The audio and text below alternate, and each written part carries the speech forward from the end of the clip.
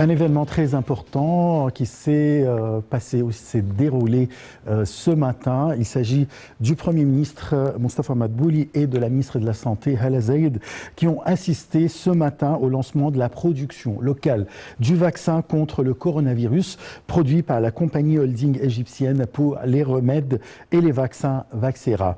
Ce lancement a eu lieu au siège de la compagnie au Caire où le Premier ministre a passé en revue les capacités de production de la compagnie qui produit nombre de vaccins outre celui du coronavirus. Le porte-parole du ministère de la Santé, Khaled Megahed, a déclaré que l'Égypte vise à être un centre d'approvisionnement en vaccins via les 2 usines de Vaxera. Megahed a souligné que le chef de l'Alliance des vaccins a rendu hommage à la stratégie de l'Égypte quant à la diversification des genres de vaccins ainsi que leur fabrication locale. Salih Hamed et Yara Choucha nous parlent de ce sujet.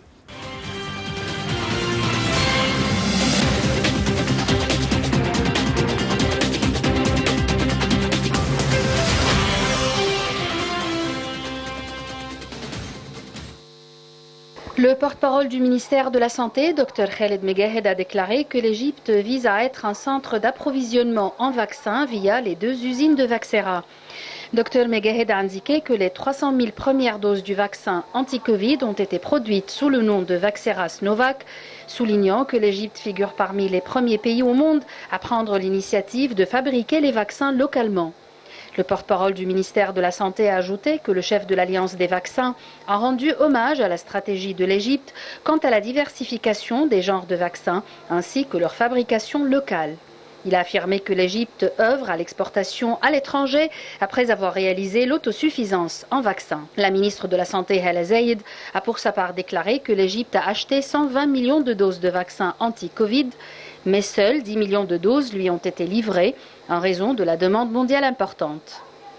L'usine de Vaxera, affiliée au ministère, a conçu 650 000 doses du vaccin Sinovac et les citoyens pourront prendre le vaccin égyptien à partir d'août prochain, a-t-elle dit, ajoutant que l'Égypte prendrait livraison dans les prochains jours des matières brutes nécessaires à la fabrication.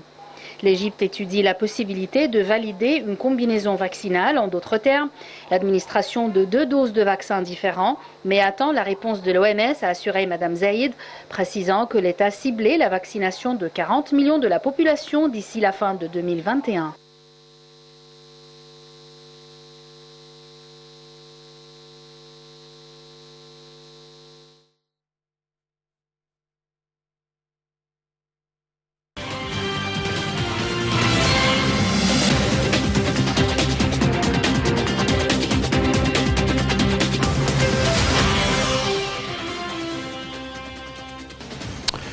Une vie décente, tel est un projet lancé par le président Abdel Fattah el-Sisi qui a inspecté ce mercredi les équipements, les véhicules et les machines d'ingénierie des différentes autorités de l'État participant à l'initiative Haya Karima ou une vie décente pour développer les villages de la campagne égyptienne.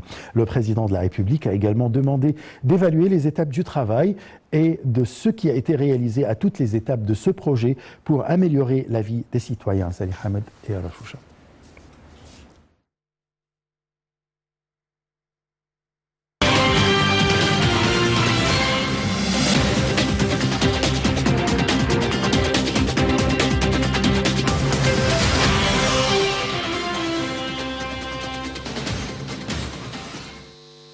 Le président Abdel Fattah el-Sisi a inspecté mercredi dernier les équipements, les véhicules et les machines d'ingénierie des différentes autorités de l'État participant à l'initiative de Haya Karima ou vie décente pour développer les villages de la campagne égyptienne. Le chef de l'État était accompagné du président du Parlement, le conseiller Hanafi Gebeli, le président du Sénat, le conseiller Abdelwahab Abdelrazik, le Premier ministre Dr Moustapha Madbouli et le ministre de la Défense et de la Production militaire, commandant en chef des Forces armées, Mohamed Zaki, ainsi qu'un certain nombre de ministres et de hauts responsables d'État. Le président Al-Sisi a salué tous ceux qui ont contribué et participé à la préparation du lancement de ce grand projet, que ce soit auprès des institutions étatiques, des forces armées et du secteur civil, soulignant que ce que nous voyons aujourd'hui est un grand effort et des ressources qui seront dépensées afin de réaliser ce projet au cours de 3 ans. Selon Monsieur le Président, il s'agit de notre devoir envers notre pays et le rôle de chaque participant à ce projet à travers un immense programme pour chaque ministère participant afin d'atteindre l'objectif souhaité du projet qui coûte d'environ 200 milliards de livres égyptiennes pour chaque étape. Le Président a adressé son discours aux propriétaires des usines nationales qu'ils ont la chance et la capacité de participer à cet énorme projet et que la priorité est pour l'industrie égyptienne en les appelant à développer leur production et améliorer leurs capacités à la lumière du coût financier de ce projet, tout en signalant que ce vaste projet se réalise à travers un programme intégré de tous les aspects selon le plan prévu pour aboutir à des résultats satisfaisants. As-Sisi a appelé les responsables de ce projet à avoir une décentralisation des groupes de travail pour gérer la situation sur le terrain, car chaque village a ses propres conditions et natures différentes pour éviter les obstacles pendant les étapes de travail.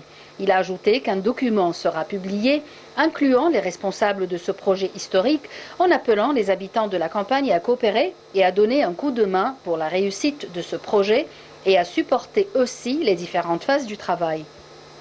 Le Président a souligné que nous souffrons de la croissance horizontale des logements, de l'empiètement sur les terres agricoles et du dépassement des limites des terrains alloués à la construction, demandant que la construction de nouveaux logements soit verticale pour accueillir le plus grand nombre de familles et éliminer l'empiètement sur les terres agricoles. De même, il a ajouté que le nouveau projet du Delta va coûter énormément pour créer l'environnement agricole approprié grâce à la mise en place d'usines avancées de traitement des eaux usées à triple traitement et à la modification du chemin d'irrigation de nouvelles terres en raison du déclin du chemin de l'eau. Le Président a souligné que l'État ne perd pas de vue la condition du peuple et que cet immense projet est notre devoir envers notre peuple et notre pays, et qu'il sera réalisé par l'ensemble de notre coopération les uns avec les autres, en signalant que ce projet est mis en œuvre avec les capacités de l'État égyptien et les efforts de tous ses participants, exigeant que la forme générale du village soit cohérente avec les projets qui seront mis en œuvre et que 150 000 logements soient construits durant la première phase du projet, avec un total de 500 000 logements pendant ces 3 phases. Il a appelé les habitants des villages, la société civile et tous ceux qui souhaitent contribuer à ce projet de participer à la construction des maisons dignes du peuple, car c'est un des droits des citoyens et que les organisations de la société civile sont invitées à ce méga projet.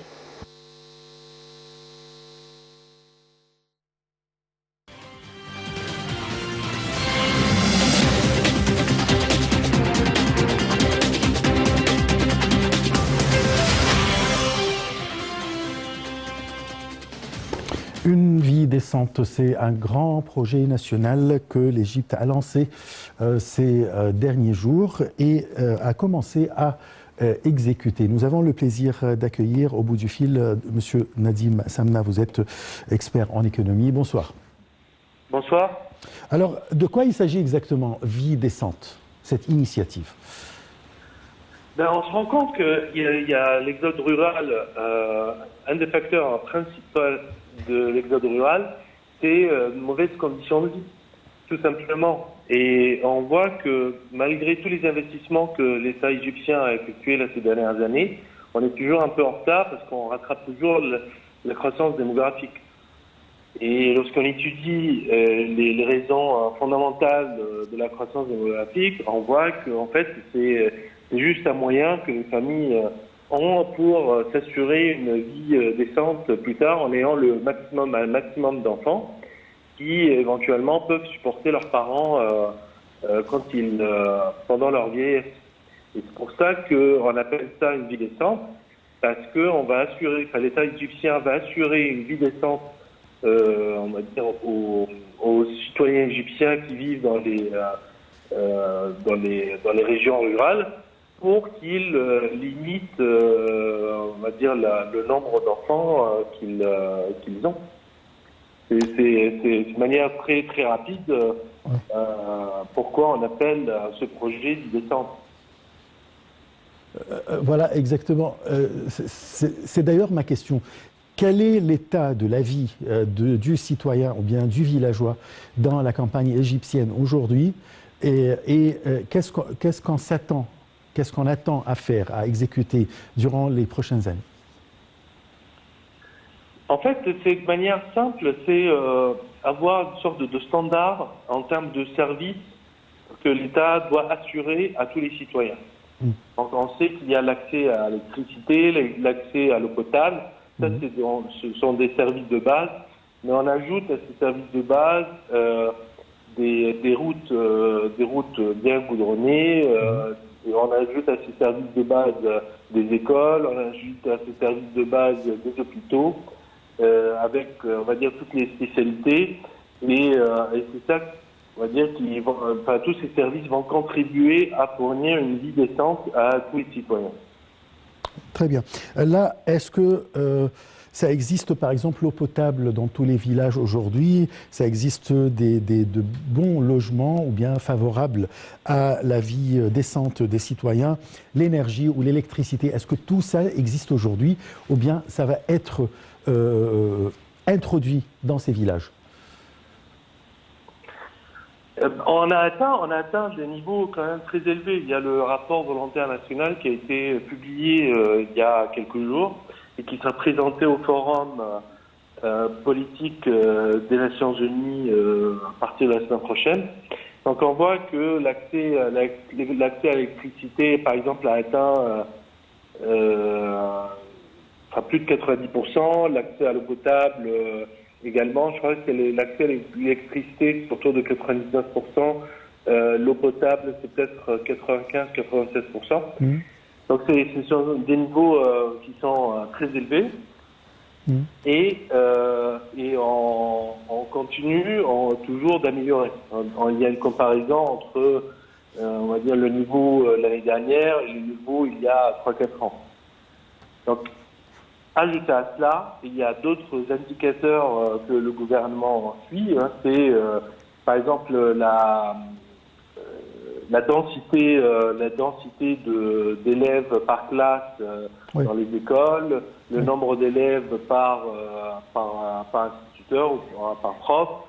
Il y a tous les indicateurs de santé. Il y a plein d'indicateurs qui font partie des indicateurs internationaux qui mesurent la qualité de vie pour qu'on puisse considérer que la vie de tous les Égyptiens est une vie décente.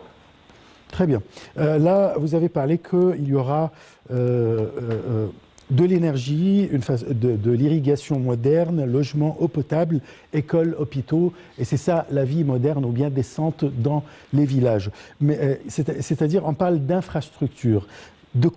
Comment on peut parler d'offrir de nouveaux emplois, de combattre le chômage dans ces régions, etc. Il y a pas plein de raisons. Enfin, déjà, tous ces projets d'infrastructure ont besoin du main-d'œuvre. Donc, c'est une main-d'œuvre qui sera employée localement. Ça va fournir des offres d'emploi pour les habitants de toutes ces régions rurales.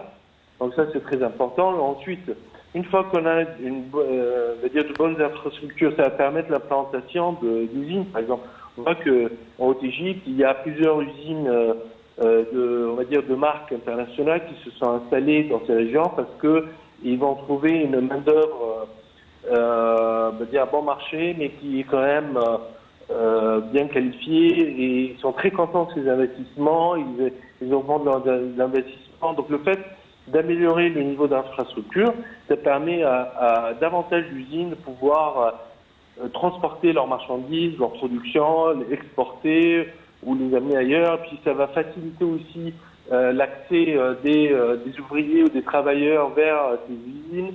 Donc ça contribue à la création d'offres d'emploi. Et lorsqu'on a une usine qui ouvre un emploi, il y a 4 autres emplois qui sont proposés dans toutes les industries qui nourrissent cette usine.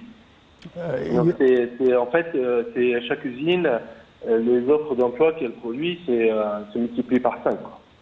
Très bien. Il y aura quand même des routes ou bien des moyens de transport pour transporter ces marchandises ou bien ces productions jusqu'à n'importe quel port, par exemple, ou bien endroit pour le commerce. Oui, exactement. Très bien. Je vous remercie beaucoup, Monsieur Nadim Samna. Je rappelle que vous êtes expert en économie. On se retrouve juste après une petite pause.